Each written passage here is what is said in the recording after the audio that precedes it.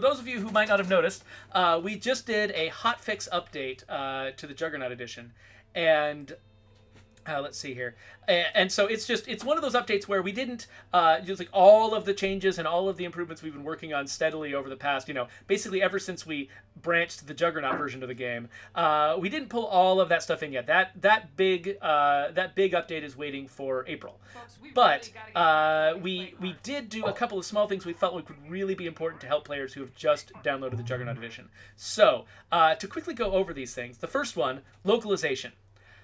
We completed the process of localizing all text in the game for players who read simplified Chinese, including dialogue subtitles. So this is really important to us because we realized when we put our Steam page up that a huge chunk of the interest in our game on Steam was from China. And our game was originally not localized into simplified Chinese. And so we started a rush job of trying to get as much of the text translated as we possibly could. And we ended up getting almost all of the way there when we released the Juggernaut edition. And so the 15.1 hotfix puts the rest of the work into it. So now it's not just the UI text that's in simplified Chinese, but also all of the subtitles for all the dialogue, which is a much bigger chunk. So hopefully our Chinese players will appreciate that and feel like they're getting the full service that all the other non-English speaking languages got. On the gameplay side, characters whose maximum stamina has dropped to 0 no longer act as if they have full stamina, which is just some kind of little math problem that we had in there. And similarly, characters who they no longer stutter when moving left to right when performance dips. So sometimes, like if you had a little frame rate dip for a second, your character would start moving around erratically, and that no longer happens. Settings. So we fixed a problem that caused existing owners of State of Decay to end up with both flashlight and crouch accidentally bound to clicking the left stick on controller. Our goal was, when we changed the controls, to leave them exactly the same for everyone who had already been playing the game, but we missed one spot, and that was basically we mapped crouch to your left to clicking your left stick, even though you already had flashlight on there if you had the legacy control scheme.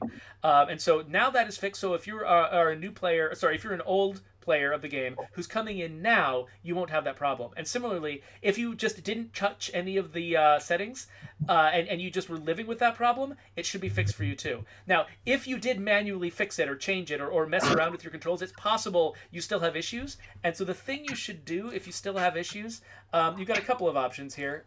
You should open up settings. This is the game only here. You should go down to controls, and you got a couple of options. You can either manually remap the controls, which can allow you to basically make your own combination of all of the options yourself.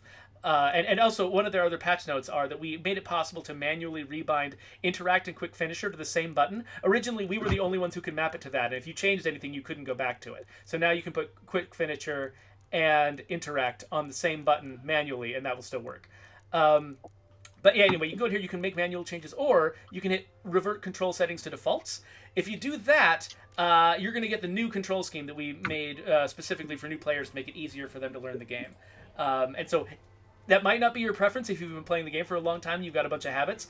I've been able to convert over pretty easily, though. So, hey, are you... So I got a zombie right over my shoulder. Thank you, Anna.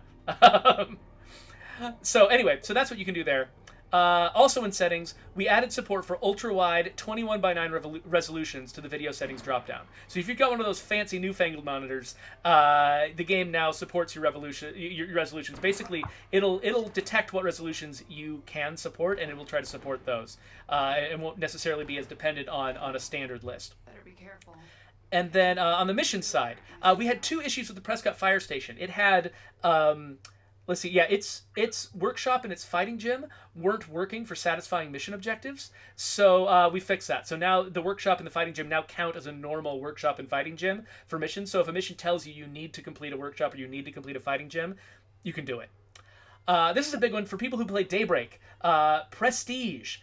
So we changed the cap on Prestige. Let me see. I don't know if you can actually see it here, but yeah. So the cap on Prestige, which is that 7693 number up there, originally it was capped at 99.99, and we raised it by a digit, so it was 99.99.9 or whatever. It was up near 100,000. But The problem was Daybreak didn't realize it, and so Daybreak was still not giving you any more prestige above that original number. And so now we've moved the cap everywhere. So now you can get all the way up to almost 100,000 prestige. And let's see here, other stuff. On the technical side, we fixed some excessive minutes-long load times that sometimes occurred on faster PCs. Usually you think that you'll need to test on slower PCs to find long load times, but actually we had a different problem, and that's been fixed now. We fixed a potential crash that was happening on the legacy pool in the main menu. We fixed an error that could occur when you were exiting the multiplayer menu in the Steam version of the game. And then lastly, second to last, we fixed a range of minor audio issues. There's a pretty long list of specific ones that were done, but basically it was just a lot of like ambient and background audio, subtle stuff that got better in 15.1. And we also made sure that the music was long enough for the credits. We hadn't synced them up. We'd sort of missed a step there, and so we got the music synced up with the credits. And speaking of credits, the most important thing on this list is Anna Lovelace is now in the credits of the game, which was not the case when we first shipped, because Anna was the last person to join our team before we shipped Juggernaut, and we totally missed her. And so we're glad that we caught that. Thank you, Anna. Thank you for everything that you did. And I'm just happy to be here. So now you are properly recognized. And that's it. Those are the 15.1 updates. So another thing that we wanted to do real quick is a community spotlight. So this is something we used to do a while ago, and it took a lot of time when we were working on Late Juggernaut. It took a long time for me to set up these community spotlights, and so we ended up stopping doing them because I needed to do a lot of Juggernaut work.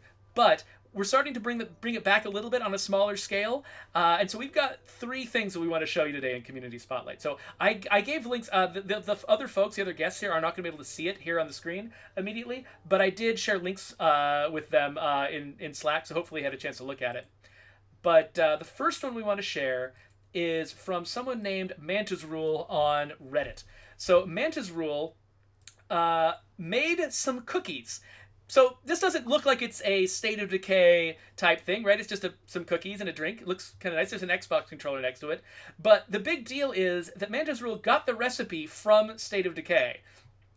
This is Mom's chocolate chip cookies, a recipe that you can pick up from one of the small like notes that you find while scavenging. And this is actually Andy Collins' mother's chocolate chip cookie recipe. So So it's kind of interesting. Like now her cookies have been preserved in this game, and people can go out there and can learn how to make her cookies. And Manta's Rule said that they actually tasted pretty good. So yeah. So thank you for doing that, Manta's Rule. I think Andy was very amused by this, and I'm glad the cookies were good. Hey Geoffrey, real quick. Yeah. In monitoring chat, I've seen a couple questions. One is, yes, we do monitor chat, and yeah, but more importantly, someone was asking about their Steam game. You can play with people on other platforms while you have Steam, but you cannot transfer your Xbox save to your Steam game. Yes, that is true. So there are a few things that transfer over. Things that that basically are account wide and only go up. Things like your wait, no, it wasn't prestige because I think that can be spent on a community basis. But the things like your achievements do transfer over. Outfits that you've unlocked. I think in bounties you've completed. I think those transfer over. Stuff like that's kept on the account level transfers over. But the data for each of your individual communities does not transfer over from between Steam and Xbox versions of the game.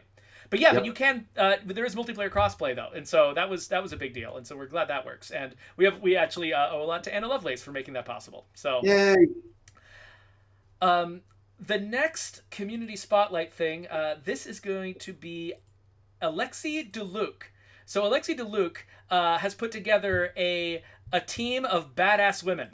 They said, my community of survivors with 8 badass girls is coming along real well. Word of advice, don't mess with these girls. And so my favorite part of looking at this was going through all of these names that these people have. There's one of them named Frosty, which I thought was really good. We got Catfish. Catfish is even dressed her up as like I don't know. You could sort of imagine that was a catfish outfit. So we wanted to thank Alexi for sharing this. We love it when people share their communities and their characters with us. And then the last one. This one was probably my absolute favorite thing that I saw this week from a player of State of Decay. This is from English Bull. A couple of you might know what's coming here. So English Bull was, I believe, playing a Nightmare and got a character infected. And it was a pretty valuable character, and so he's rushing to get them fixed. He's driving as fast as humanly possible. Zombie attached to the car. Off a cliff. Keep moving. And look at 17 seconds, 16, 15, 14. This character is about to die. 12, 11, 10, 9, 8 seconds. With 8 seconds to spare, we have been cured. That was such a close call. I couldn't believe it. So we had to share that. Thank you, English Bull, for sharing that online. That was awesome. English Bull is OG. He's been around forever too. Yeah, I've known that name for a really long time. So okay, I was watching Sheriff Eli play the other day, and he had the exact same thing. He was not paying attention, and then he had his guy checked into the hospital, and then had less than 30 seconds left to cure him. It's no. Yeah, so I saw that video internally. Was it last week, I think? Probably, yeah. It was really cool. I just want to say a lot of the stuff that gets posted, it makes it around the office, and we all check it out.